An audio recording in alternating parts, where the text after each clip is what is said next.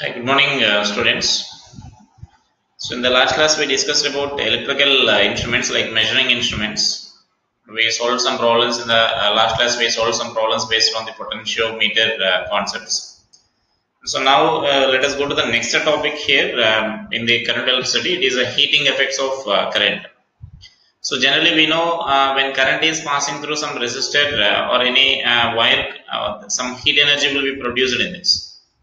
So the temperature of the wire will rise there by absorbing that heat energy, and so that is nothing but we call the heating effects of this current here. So the heating effects of current is nothing but when current is passing through these conductors or any resistors, then heat energy will be produced in this, and so then that is nothing but we call the heating effects of this current, right? And so that heating that is also called Joule heating. The heat produced here is nothing but actually we call that as Joule heating. And here we know in our daily life there are many devices which works on the principle of heating effects of this current. So such as nothing but geyser or iron box, heater, or some devices like which are works on this examples for this devices which are works on this heating effects. And now there is some advantage of heat energy. At the same time, there is some disadvantage of heat energy. When you are transferring power from one place to another place, some loss of energy will take place there, which we can't use. So right. And so now, if you want to go to the reason or cause why this heat energy is produced in that resistor, means we need to go back to our introduction to this topic here, or introduction to this resistor here. So let us discuss about the cause of this heat energy. So now up to here what we are concluding is whenever heat is flowing through a wire, some definitely some current is flowing through a wire, heat energy will be produced in that. And such a heat is nothing but we call Joule's heat energy, Joule's heat. And so now it is nothing but we can let us see the reason for this, why this heat energy is produced in this. So you know when like this, when current is flowing through this conducting wire, some heat energy will be produced here is. So here this heat energy, like in the during this transmission of this power, this amount of heat energy will goes as wastage. You can't use this amount of heat energy here.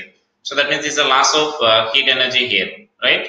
So that means there are certain losses of heat energy will take place there. At the same time, there is some advantage of this heat energy also. Like here, if we know this iron box, so iron box works on the principle of this heating effects of the current.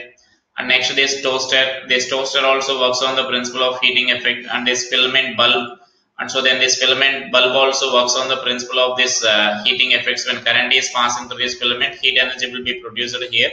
And so that heat energy, because of that amount of heat energy, it will causes some light produced there. And so then another example is this lighting here during this thunderstorm. If thunderbolt appears here, then because of this some heat energy will be produced here. That means because of this sometimes you can observe that this trees also catches some fire here because of this heating effects, right? So those are the examples of this heating effects of this current here. Basing on this heating effects of the current, then there are some advantages are there. At the same time, there are certain disadvantages are there. Loss of power will take place there in this.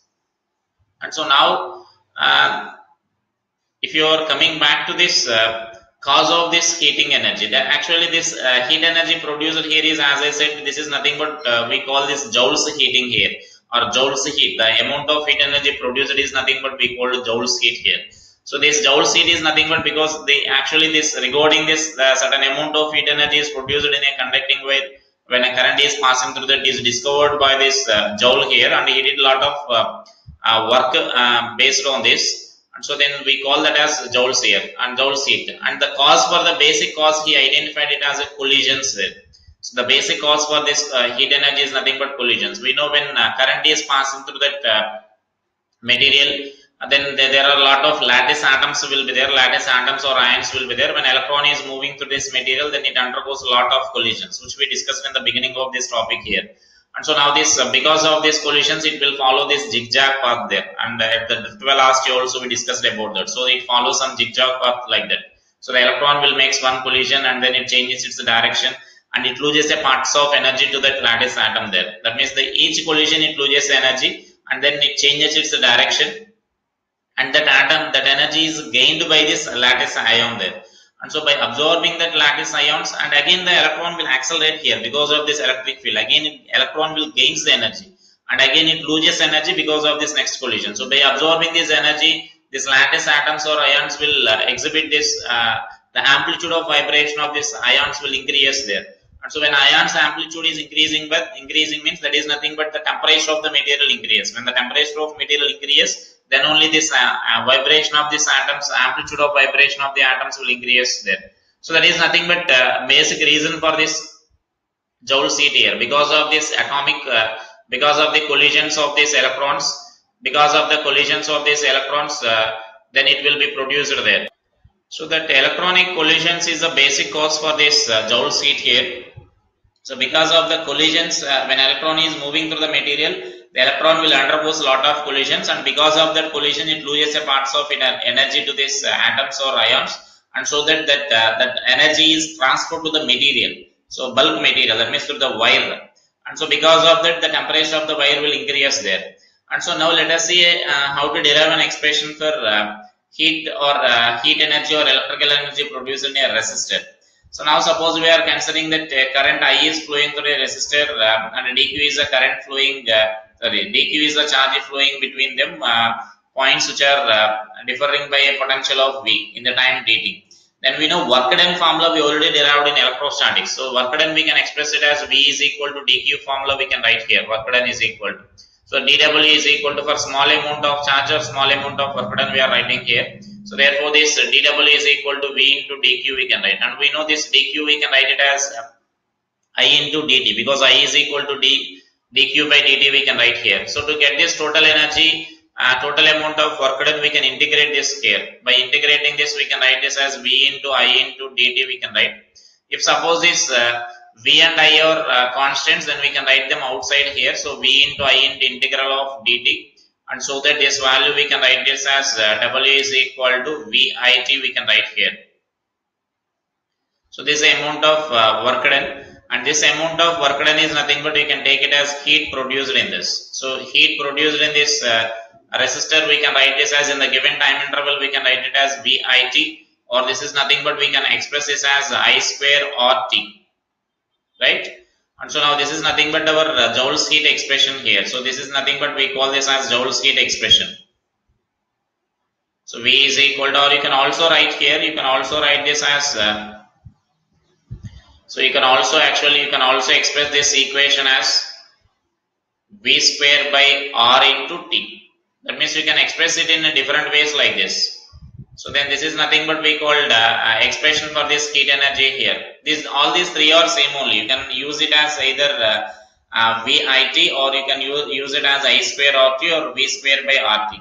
When you are comparing heat energy produced in the different elements, then which formula you need to take means that depends on that. Suppose if you are taking the two resistors, so two resistors if you are taking in series, if they are connected, then we can say this heat produced in them we can compare by using this equation, because when they are connected in series, then I will be same amount of current will flow through them, then this H is directly proportional to R into T we can write.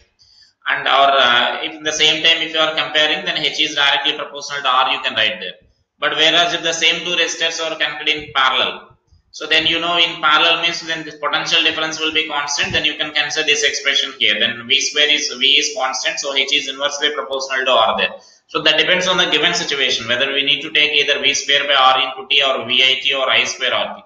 But basically this I square RT is nothing but we call the Joule's heat expression, or this is nothing but we call the Joule's law here.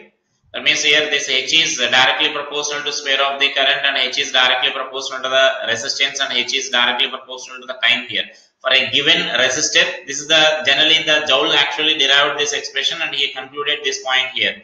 For a given resistor, if I is a current flowing through this, he is not comparing with any other resistor. For a given resistor, he is concluding here. The amount of heat energy produced in this resistor will depend on the current flowing through this, and it also depends on the how much time this current is flowing through this. So then he concluded this expression here. H is directly proportional to I square, and H is directly proportional to R, and H is directly proportional to this T time. So then this is nothing but our Joule's heat expression here, right? And similarly, we can discuss about power expression here, power produced in this. And you know the definition of this power, that power is nothing but rate of heat produced, or rate at which energy enters in this circuit, or rate at which that heat is produced in that. So that power we can write it as dq by dt, or which we can write it as vi by using our dw expression. So dw expression we are writing like this, vi into dt, and dw by dt means we can write this as vi. And so now here, therefore, this by using Ohm's law, V is equal to IR, we can write here. So say again, this power expression we can write this as in three different forms here. Either you can write this as VI, or I square, or V square by R we can write here. So that is a power expression. Just we need to divide this expression, this heat expression, with the time. And so generally when the current is constant and all are constant, when current is constant and time is, that means resistance is also constant, then we can use generally this heat energy means I square RT formula we can use.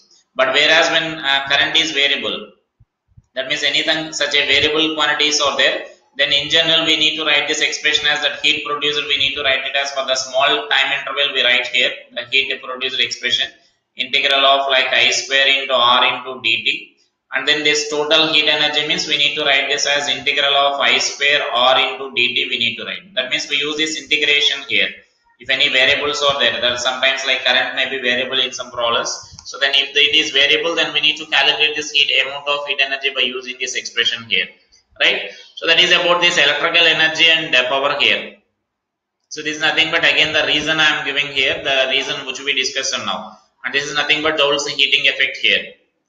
And so now let us see this units of this electrical energy and electrical power here. And you know the energy, the unit of this electrical energy may be different units we can use here, joule, calorie, and kilowatt hour, etc. That means different forms of, that means it is also a form of energy, so we can use the different units of this energy. And you know already this relation, 1 calorie is equal to 4.18 joules, or generally for solving the numericals we consider that as 4.2 joules. Now let us see the relation between kilowatt hour and a joule. So then 1 kilowatt hour means, you know, the 1 kilo means 1000 watts, and this watt is and this hour, and hour value we can write like this, 60 into 60, so it is 3600 seconds. And so now this can be expressed as 3.6 into 10 power 6 watt second. That you know watt second is nothing but you can write it as joule here. And so then 1 joule, 1 kilowatt hour is equal to 3.6 into 10 power 6 joules we can write here.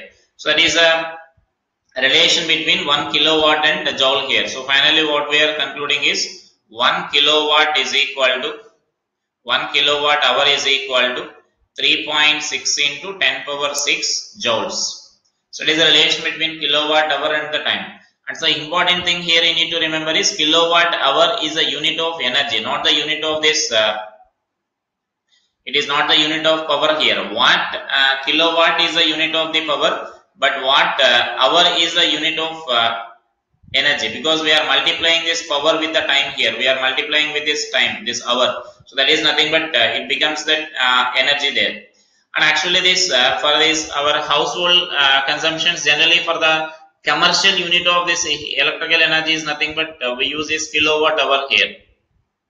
So this 1 kilowatt hour is nothing but for our households. You know, when you are seeing the monthly bill, you will get like how many units of this electrical energy is consumed, like 200 units or 250 units or 500 units or 1000 units. So they will mention in terms of that units there. So that means that one unit of this commercial unit is nothing but 1 unit is equal to, you can say, 1 kilowatt hour here.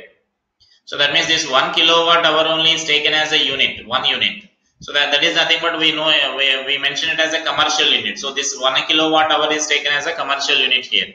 So the number of units you can write like this, watt hour by 1000. That means we are giving this, we are converting this into like just by using this conversion you can convert this into kilowatt hour. That means sometimes if they may ask that how many units of electrical energy is consumed. So then by using, first we convert this how much amount of energy is consumed, you may convert this into generally you will get such a problems you will get in watt hours you will get here. That is why I am giving this conversion here. Like suppose a tube light of 40 watts is there and it is used for a 8 hours a day, right?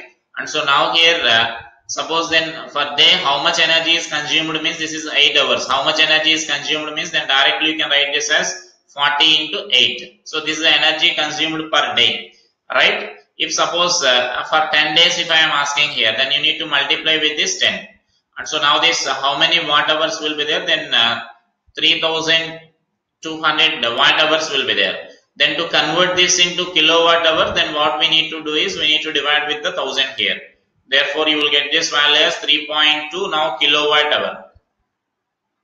That means if you are taking a tube light, for example, tube light of 40 watts and it is used 8 hours a day, and then number of units consumed in one day will be 40 into 8. That means 40 into 8 watt hours. That is the amount of energy consumed. If suppose if they are asking for 10 days, then into 10. So that you will get this unit as watt hour here. Then to convert this into kilowatt hour, then we are dividing with this 1000. So that you will get this value as kilowatt hours you will get here. So sometimes there may be some problems based on this.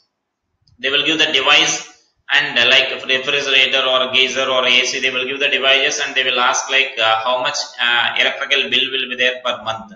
So then per month means we calculate like this. If suppose this a refrigerator is 2000 watts is given here, the rating of this refrigerator, then 2000 into then how many hours it is consumed per day, that also they will mention that. So then suppose it is used for a 20 hours a day, or if suppose if it is running continuously, then 24 hours you can consider there.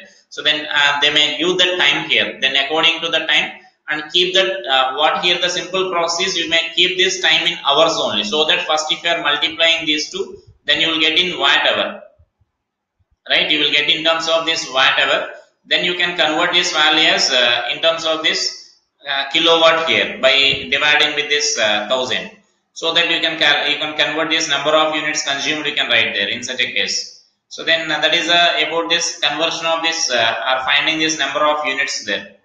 And so then here next the unit of this electrical power, you know the electrical power unit, watt, kilowatt or megawatt. And so then such a different units we use here, or sometimes you know we use horsepower generally to express the power of these pumps.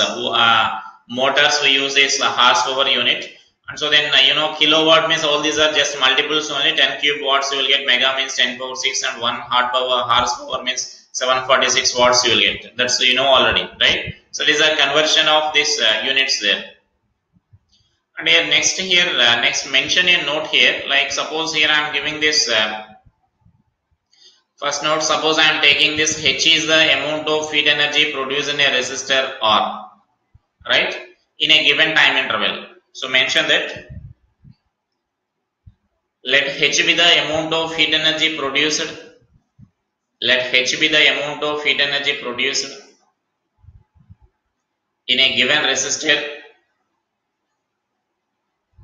So in the resistance R, here amount of heat energy produced in the resistance R in the given time interval T.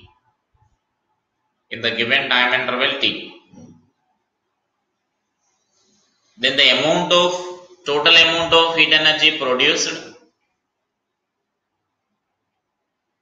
when such n identical resistors, when n such identical resistors are connected in series with the same source is given by. When n identical resistors are connected in series with the same source, is given by. That means here for one resistor the amount of heat produced is given here. So for one resistor we can write this amount of heat produced as I am taking this V square by R into T here. V square by R into T. Because the given condition is for the same source now we are connecting this n resistors here. Suppose initially this one resistor is connected like this. Now across the same source we are connecting like n number of resistors here. So here n number of resistors or identical resistors are connected across the same source. So then if you are taking I square RT, then I in the first circuit and I in the second circuit will be different there. So first you need to calculate the I value if you are using this I square RT there, right? So then instead of this what I am taking is H is equal to I square RT I am taking here. And so then next we can write this as, suppose this value I am taking it as H dash. So V square by R effective into T we can write. In the second case, when n identical resistors are connected here.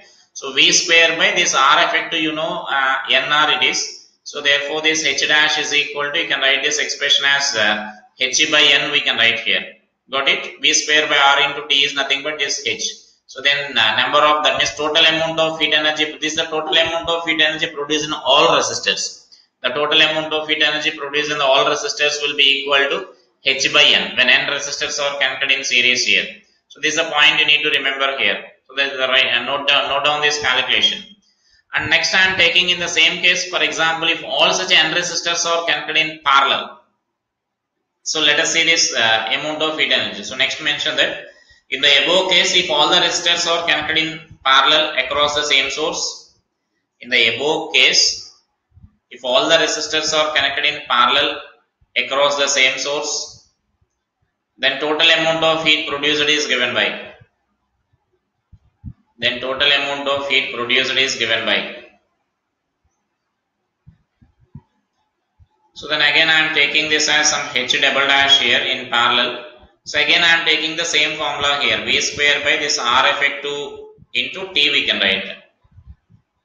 And so now V square by R effective is when such a N resistors are connected in parallel, then R effective value we can write this as R by N, right? In resistors we know already this. So therefore this amount of heat produced we can write this as N into V square by R into T.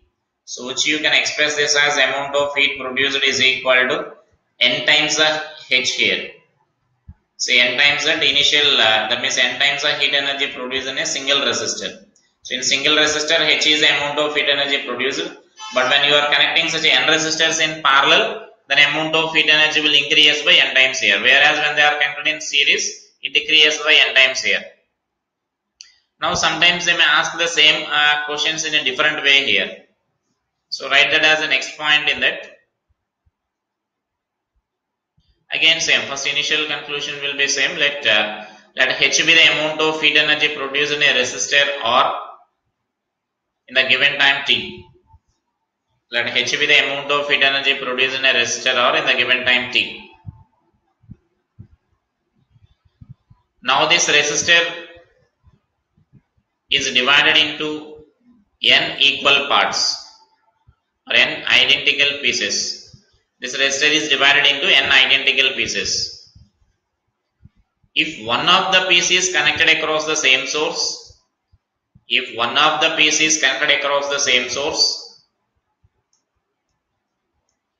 then find heat produced in it.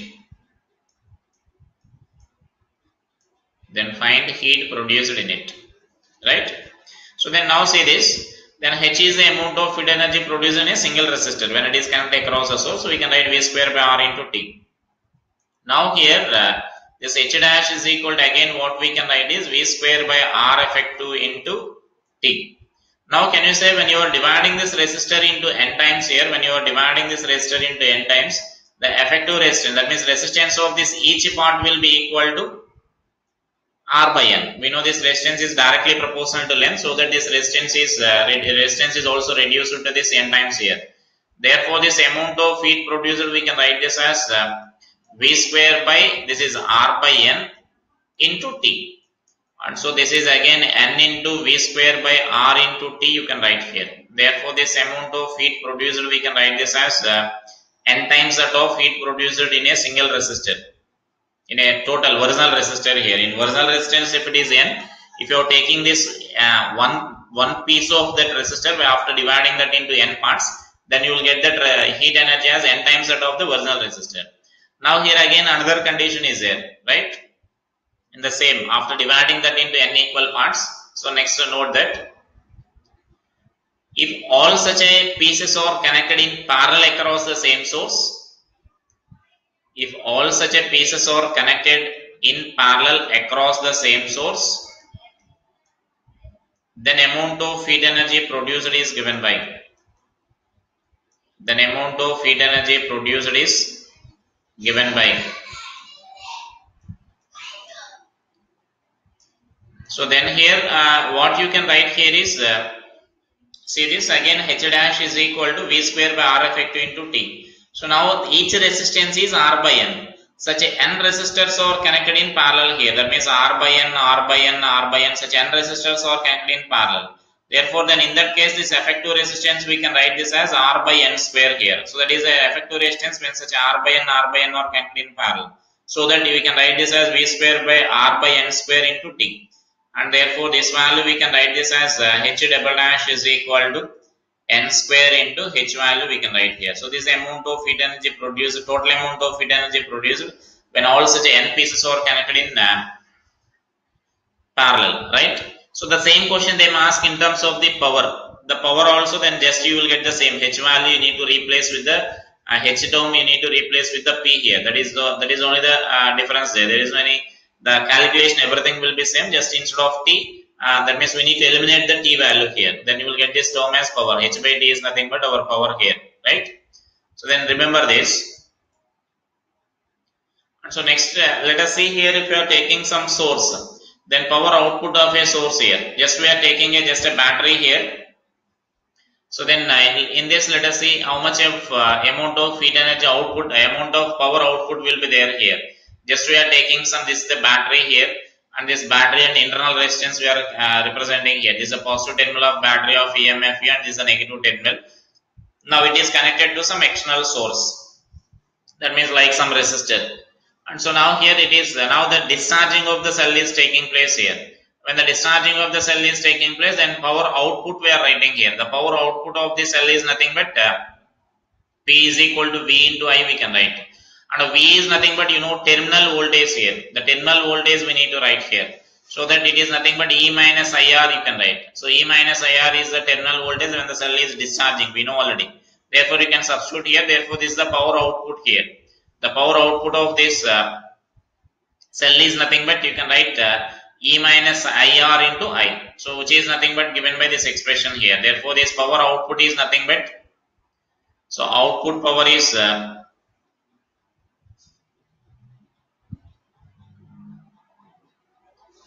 so power output is E into I minus I square R. Whereas if suppose if I ask that what is the rate at which chemical energy is converting into electrical energy,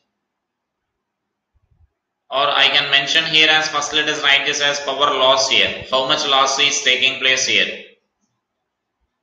Power loss. So that power loss we can write as power is taking place loss at this internal resistor. So you can write this as I square into R, because this IR is a loss of volts. We discussed already in the discharging of the cells when you are discussing about the cells. So then IR is a loss of volts. So that because of that, or because of this heat produced at the internal resistor, that will goes as a wastage for us. And so then power loss we can write it as I square R here. So the total power delivered by the cell, or this is total power. So total power is nothing but output power plus this loss. And so which you can write this as EI. This I square R term will be cancelled here. Sorry, this is smaller. In output term, you need to write this as smaller. I square into smaller. And so now here this is nothing but now VI is the power delivered by the cell here. That means that means total it can produce the VI, but out of that the useful power is only this value here. This is the loss of energy and this is the useful power. That is nothing but we are giving as output. Output is nothing but the useful. So that means useful power is EI minus I square R, whereas the loss is nothing but I square R here. And so then sometimes they may ask that rate at which chemical energy is converting into electrical energy. So this is nothing but the rate at which chemical energy is converting into electrical energy there, right? So whatever the power, the total power it is delivering, so that chemical energy is converting in that rate here. So EI we need to write. And next, suppose when the cell is in discharging and the charging state. The previous discussion is when the cell is in charging state, right? So now when the cell is in discharging, when this case is now when the cell is in charging state. Charging state, you means this power should enter, the current should enter into the positive terminal of the battery here. Then the circuit is said to be in, that means battery is said to be in charging state. In case of the charging case, again we can write it as power input. Now we are writing here. We are supplying some power to the battery from external source. So power input to the battery is nothing but, again our formula is nothing but VI, where V is a potential difference across these two terminals of the battery. And you know, when the cell is in charging state, the potential difference we can write it as E plus IR. We already discussed about this terminal voltage, how to write terminal voltage when cell is in charging state or discharging state or in short circuit or in open circuit. So in charging state we need to write it as E plus IR. Therefore power input is equal to, we can write this as E plus IR into I. So then EI plus I square R. So whatever the loss is there, so that loss is also we are supplying from the external source only. Like suppose, let us say you are supplying some 100 watts of power here. Out of this 10 watts is lost at the 10 watts of power is lost at the internal resistor. Then only 90 watts of power will be stored in that cell. But totally, that means total power supplied means, or total input means, we need to write these two values here. The total energy stored in the battery or cell, or the total power produced at the internal resistor. Both we should write, because these both are supplied by this external source only here. External source only supplying this these two values there. And so that we need to add those two values here. What we are getting here, EI, this is the power, actual power to the source. And then this is a loss of energy here, loss of energy at this cell, right? So this is the power input. So in case of input, you will get the plus sign here, and when you are writing this output, you will get this negative sign here. Remember these cases carefully there. And next here, let us see this maximum power transfer theorem. And we discussed already in case of the cells. In case of cells, we discussed already about this maximum power transfer theorem. And let us see in case of a simple circuit now again here. Because now instead of group of cells, there may be group of resistors connected in that combination there, in that given circuit. And so now let us see this. Suppose here we are taking a simple circuit here. A cell of EMF and resistance R is connected to external resistance R, capital R. And then we can write the current produced in this, current passing through the circuit is nothing but, we can write this as E by R plus R we can write. Therefore, power produced or power consumed by this resistance here, the power produced at the resistance, or we can say that power consumed at that resistor. So then that we can write it as I square R. Then I value you can substitute here, E square R by R plus R you will get. And you know, general processor, when this power is maximum, then its differentiation with respect to R is 0. So here R is variable here. We need to take a suitable resistance so that the power is maximum here. And so that we are taking this, so that means these two are fixed here, then this small r, capital R is variable here. So we are finding the differentiation of P with respect to this capital R. And you know the differentiation, so once if you differentiate, then you will get this small r is equal to capital R there. So that condition actually we know already in case of cells. So here also once again we are getting such a condition here. The total external resistance should be equal to internal resistance in that circuit. So that you will get this power in that circuit will be maximum, and which we call that as maximum power transfer theorem. That means that is our conclusion here. When total internal resistance in the circuit, effective internal resistance in the circuit is equal to external resistance, then power in that circuit will be maximum. The power consumed in that circuit will be maximum here, right? And so then that maximum power you can calculate it by substituting this R value here. So then by substituting this capital R is equal to small r here, you can calculate the maximum power consumed there. So you can write this as V square by R into R plus R. So this is small r plus small r you can write. Or if you want to express in terms of this capital R, you can express in terms of the capital R, because small r and capital R equal only. And if you draw the actually graph between this power consumed and this resistance, then you will get this case like this here. You will get this parabolic, that means this is the curve here. This is actually this relation here. So you will get a curve like this. When small r is equal to capital R, then you will get this maximum power here. So that is our conclusion here. That means small r is equal to capital R means when effective internal resistance in the circuit is equal to external resistance, then power consumed in the circuit will be maximum. So you may mention that statement again here. We mentioned already at the mixed grouping of the cells. So again write that. After here you may mention that statement there. Therefore, when effective internal resistance in the circuit is equal to external resistance, effective internal resistance in the circuit is equal to external resistance, then power consumed in the, then power delivered to the external resistance is maximum. Then power delivered to the external resistance is maximum. This is called maximum power transfer theorem. Maximum power transfer theorem, right? And at the cells, actually we discussed the different cases there, when the current becomes maximum, when small r is variable, and when capital R is variable. So we discussed those cases already, right? So like suppose I am taking the case this capital R is variable here. So this capital R is variable. This is nothing but what we discussed in the previous case here. This is EMF E and resistance R. So therefore this I maximum will be equal to this E by R. Sorry, small r.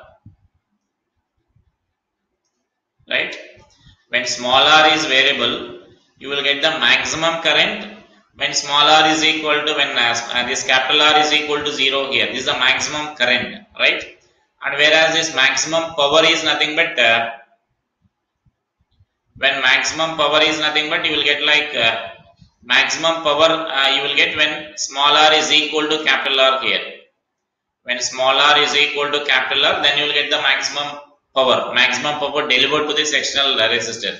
Here current will be maximum only, but here there is no external resistance to deliver the power here. That means no power will be delivered to this external resistance. The external resistance itself is not there. The cell is short circuited in this case when small r is equal to 0, right?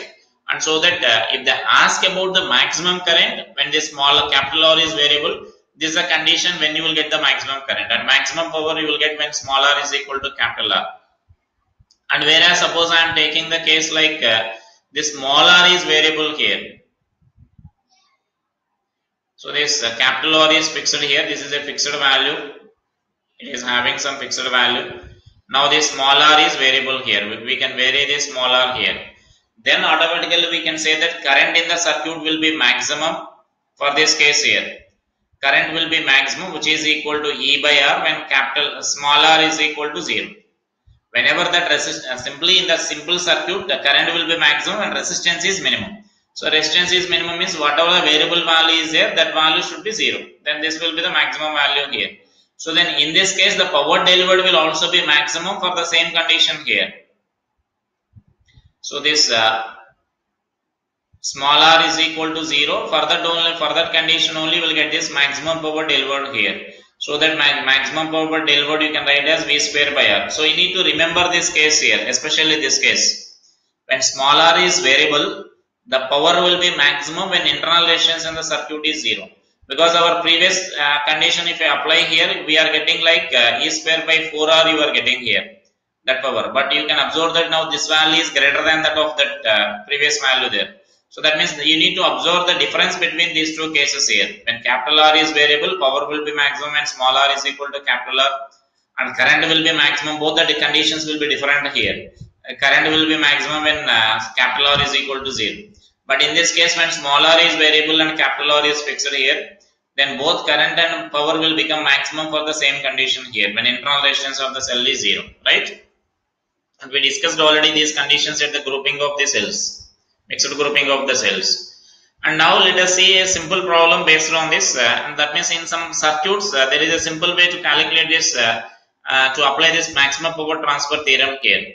So that means, or we can treat it as some shortcut there. That means if circuit is given like this, we need to find this R value for which the power delivered to this resistance is maximum. So this is a given circuit here. Write this as a question. In the given circuit, find the R value for which power delivered to it is maximum. Find the external resistance R value for which power delivered to this is maximum, right? So then in that case, what's our general procedure to find that is here that means actually these are not mentioned whether they are internal resistance or external resistance.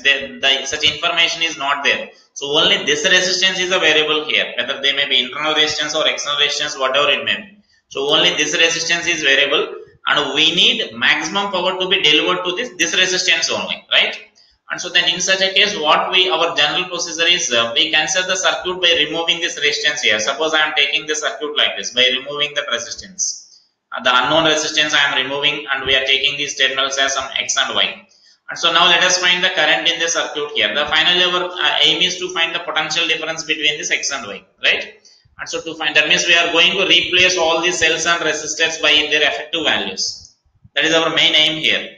And so that I am finding the potential difference between these two values. For that we can find the simply current in the circuit here. You can simply calculate the current in that circuit there. So then that current in the circuit will be, you can write this as, like say this, these two cells, only current will flow here because we are removing that resistance. Then these two cells will be connected in oppositely here, then 18 volts you will get, and 18 by this 9, 2. Or you can apply the Kirchhoff law, then you will get this 2 amperes here, 2 amperes current. Then let us apply this potential difference we need to find here. The potential difference between X and Y we need to find. You may apply the Kirchhoff law along this in this loop here, so that you will get the potential difference between X and Y. And therefore this potential difference between X and Y you can write like this. 12 volts we are getting here. By applying the Kirchhoff law you can calculate the potential difference. Just apply between this point and this point by following this path here. Like you can write this as Vx plus 10. And here current is flowing here. Current will flow in this direction here. So we are traveling opposite the current. So plus 12 plus 10 minus Vx. Sorry, Vy. I think this cell is connected. This cell should be connected wrongly here.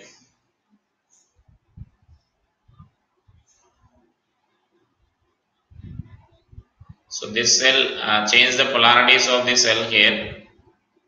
Yeah, here polarities or they are giving correct only here, but symbols they are giving here. This is positive and this is the negative terminal. So change that. This is the positive terminal here. So here also change that. This is positive terminal and this is the negative terminal for this. So this plus is this side and negative is this side. So that here this value will get this value as positive minus sign here. Because now here we travel from positive terminal to negative terminal. Got it? And so therefore this value should be equal to 0. Therefore you will get this value as Vy. The potential difference between them is like Vx minus Vy or Vy minus Vx is equal to 12 volts you will get. So there is a potential difference between them. That means this total circuit we can, all these cells we can replace by this potential difference here. Potential difference between them is 12 volts we are getting here. Next, find similarly the resistance, effective resistance here. The effective resistance is nothing but this value, will get this value as 2 ohms here. These two are, and that means to find the effective resistance after this, to find the effective resistance, what's our procedure is, we need to short circuit these cells here. Instead of the cells, we need to assume a conducting wire here, right? So that means we need to replace these cells by a conducting wire, or we need to short circuit those cells. And then we need to find the effective resistance in the circuit here, except this R, that means after removing between this X and Y. So that effective resistance we are getting this as 2, because these two will be, once if you remove that resistor, then this if you are considering them as a conducting wire here, these two will be in parallel. So that means between this X and Y, we need to find the effective resistance by short circuiting all the cells present in that circuit. So then we are getting like this values as these two are in parallel, so we are getting 2 ohms here.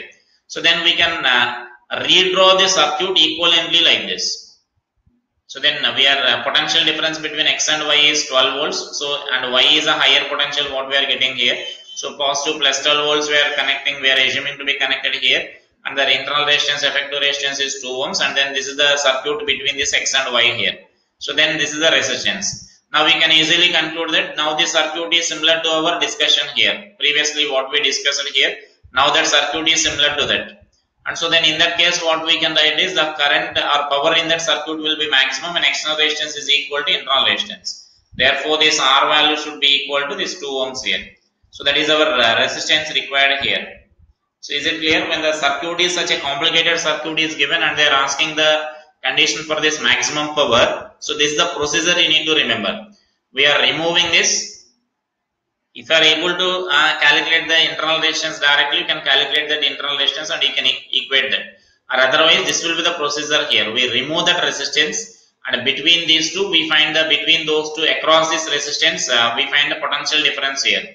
And after finding that potential difference, we need to find our next step is to find the resistance, effective resistance in that circuit. So effective resistance between these two terminals by short circuiting all the cells present in that circuit. So then after that you can convert this circuit into given circuit into such a simple circuit here. and from that you can apply this internal resistance must be equal to external resistance to get the maximum power in that external resistance there. So that is about this maximum power transfer theorem. And a lot of problems will be there based on this maximum power transfer theorem. So understand this procedure clearly there. And a lot of problems are there based on this maximum power transfer theorem even in our worksheets also, right? So then that is about the maximum power transfer theorem. And next to this, next topic is there like rated values and power consumed when two resistors are connected in series or connected in parallel, or like when bulbs are connected in series and bulbs are connected in parallel. I will explain that in our next class there, right? So then practice the problems based on this maximum power transfer theorem. Thank you.